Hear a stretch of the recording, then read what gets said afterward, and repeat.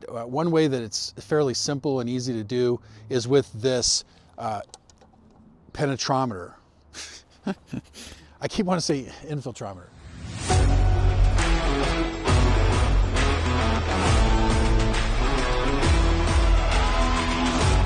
When we talk about the things that we manage with the soil, water is one of the most important things that we need to do. And one of the critical components of that is infiltration. In other words, how quickly water moves from the soil surface and down into the soil. When we're considering water infiltration into soils, different soil types will have different infiltration rates. This soil has a lot of clay, it's very compacted, and when we pour water into it, it doesn't move very quickly. There's nothing coming through into the beaker that's sitting below it. It's empty, and I already know what's going to happen here is basically nothing. It's going to sit there. If we let it sit for hours, it might finally drip through after a day maybe. If we look at this soil over here that has sand in it, it's going to infiltrate very quickly. Immediately it goes through. You can see water coming through with just a tiny bit of water that I poured in. We often look at soil and think of it in terms of it being a static system. Like if we say, oh, the soil's saturated, we think, oh, it's the whole thing's saturated, but it's not. It's a dynamic system that changes with time. So we're looking at this figure here with various stages. If we start here with stage A, we have surface water from a heavy precipitation event or irrigation, and the water is beginning to pond on top and beginning to move into the soil, and it saturates the top of the soil profile. We have a wetting front that's moving downward. It's being drawn downwards by the dry soil, which actually sort of sucks the water downward, but also from gravity pushing the water downward. And then, we get the slow draining base that's common in urban environments being represented here. In stage B, all of the surface water is now moved into the soil. The saturation is moved deeper, the wetting front is deeper, but I still have some dry soil at the very bottom. Stage C, we are continuing to move downward, but we are beginning to dry out at the surface.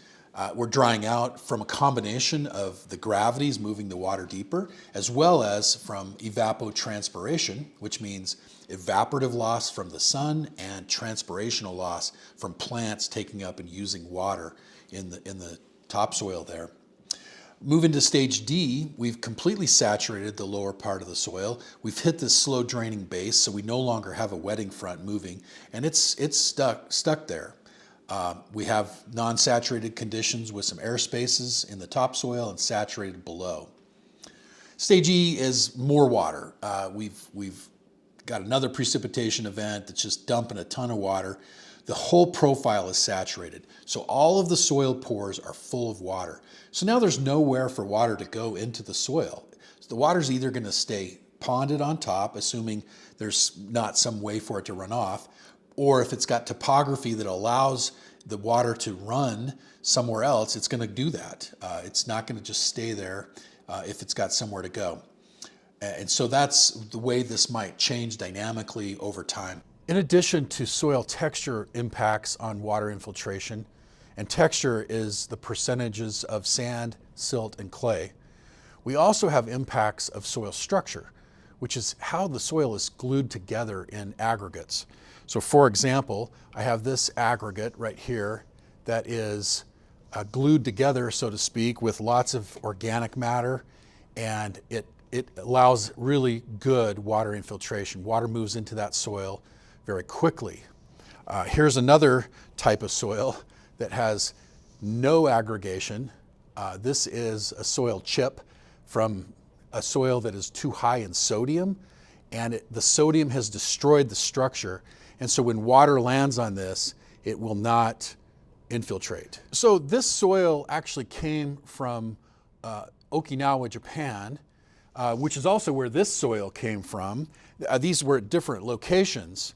This particular soil, this sodic soil is what we call it, was at an area near the ocean, and which is the reason why it's high in sodium, and it would not take water hardly at all. In contrast, to this soil, it has a really good structure at the surface, lots of organic matter and root channels that allow water to move in. It also has some cracking in there that's caused by the structure. That's a little more visible here, like in this part of the soil, although that's not really necessarily related to infiltration.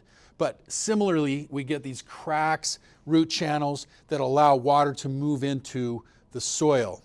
If you look at this soil in contrast, it is full of these layers. They actually just even come apart like that.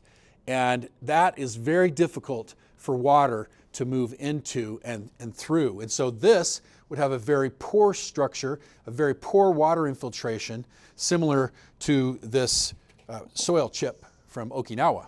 Okay, these other soils are kind of similar to this Okinawa one in that the topsoil has high organic matter in this one and in the one on the end. You can see that it's darker. That comes from the organic matter, like this one that I showed you earlier that helps create these soil aggregates that are very conducive to allowing water to move into the soil.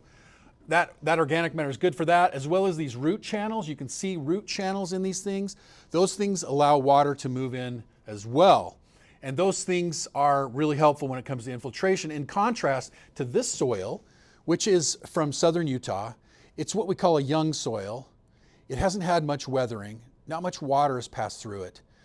Much more water has passed through these soils, and that water and weathering helps develop horizons, which are evident by these colors and different types of structure as we go down. This guy is really not very well developed. In fact, it's somewhat concrete-like, and water doesn't infiltrate into concrete very well. And so this particular soil doesn't take water very well at all. In fact, when it's dry, which is most of the time, it becomes hydrophobic and actually sheds water. Some soils, especially soils that are sandy, like on golf greens and tee boxes, some sports fields, but also soils after a fire, other soils as well can become hydrophobic. Phobic means afraid of, hydro is water, it means you're afraid of water, so it repels the water. And so when a sprinkler drop or a raindrop lands on the soil, it can run off. So I've got three different sands here. I've got a coral pink sand from southern Utah.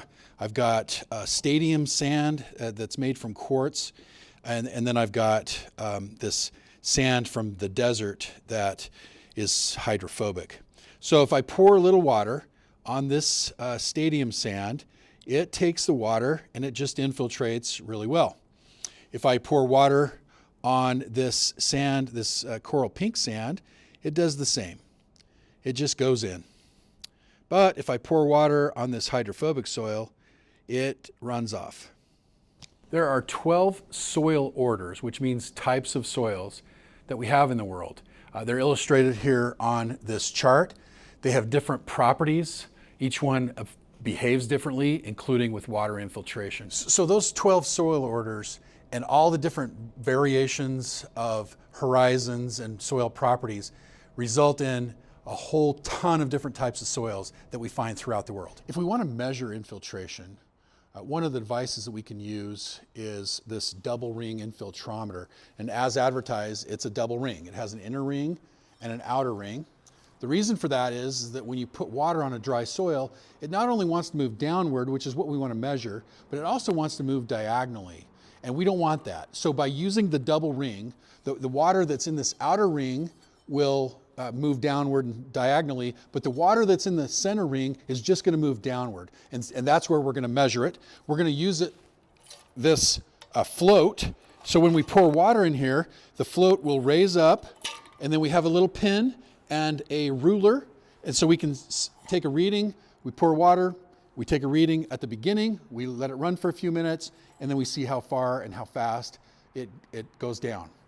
We can do that in a dry soil, so we get dry infiltration, which is really rapid, or we can also do it when the soil is saturated to get saturated infiltration, which is much slower. When there's water already in the soil, it slows down how quickly water will be taken into the soil. Okay, the way you work this double ring infiltrometer, first of all, it's important not to rock it back and forth when I'm trying to stick it in the ground. Instead, I need to go straight down. So what I do is I do my little dance move, and I just twist it down until that ring hits flat with the soil surface. I then take some water and I quickly pour it. It helps if I'm working with somebody because we need to time it and also take a reading of how high the float is when I first add the water. So start timing. Okay, after I've let this go down, usually at least a minute or 5 minutes or sometimes 20 minutes, I want it to go down at least an inch or two. And I take a reading on this little pin on this ruler, and I look at it and say, how far did it go down? How many millimeters did it go down in the time that we measured? And then we can use that to calculate inches per hour. So this is a penetrometer. It's got a sharp point, kind of like a spear. And I use it to measure compaction in the soil. There's a variety of ways to measure compaction. Compaction is related to water infiltration and percolation through a soil of water moving through and into and through a soil. And if a soil is compacted, it's going to have a difficult time moving water. And so this infiltrometer allows me to take a measurement for that. Okay, so I turn my penetrometer on. It tells me instructions to place the tip on the ground and to push the start, which I do. You can see the depth. This thing has a GPS built into it, so I can measure where I'm at in the landscape. It also has a reading for height. And so it's right now reading 0 centimeters, and it's reading in kilopascals, which is a measure of force.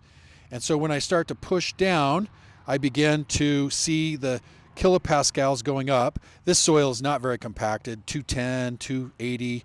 As the deeper I go, it's beginning to be a little more dense, and it is reading higher numbers. We're up to 842. We're now in the second and third centimeter, which is 1 inch, and I can just keep going down and reading how compacted this soil is. Infiltration is important to understand for a lot of situations, such as setting up irrigation. I don't want to have my irrigation system applying water faster than my soil would take it, but we're also interested in it from a situation of understanding water retention in soils, nutrient runoff, soil erosion, a variety of other reasons. So it's important to understand this soil property and be able to measure it properly.